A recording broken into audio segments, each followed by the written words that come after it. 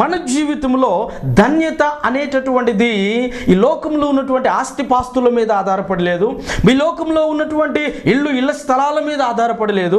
మన ధన్యత అనేటటువంటిది ఉద్యోగం మీద ఆధారపడలేదు, ఈ లోకంలో ఉన్నటువంటి దేని మీద కూడా ఆధారపడలేదు. కానీ మన ధన్యత అనేటటువంటిది యేసుక్రీస్తును గురించినటువంటి అవగాహన మీద ఆధారపడి ఉంది. దేవుని నామానికి మహిమ కలుగును గాక. ప్రభునందు ప్రియమైన దేవులారా, ఈ లోకంలో ఉన్నటువంటి మనుషులను చూసి ఆహా వారు ఎంత ధనిలు, ఓహో వీరు ఎంత ధనిలు, వీరికి అది ఉంది ఇది ఉంది నాకు లేదు అని నువ్వు అనుకుంటున్నావేమో. కానీ ఒక అద్భుతమైనటువంటి విషయం ఏంటంటే వారందరికి అన్నీ ఉన్నాయి, కానీ యేసుక్రీస్తు లేడు. దేవుని నామానికి మహిమ కలుగును గాక. ఈ లోకంలో అలా అనుకుంటున్నటువంటి నీకు ఏది ఉన్నా ఏది లేకపోయినా కానీ నీకు క్రీస్తు ఉన్నాడు, నీకు యేసు ఉన్నాడు అని గనక నీవు నమ్మి విశ్వసించి నీవు మనుషుల వైపు చూడకుండా ఆ క్రీస్తులోనే నిలిచి ఉండేదాని మీదే నీ దృష్టి గనక నీవు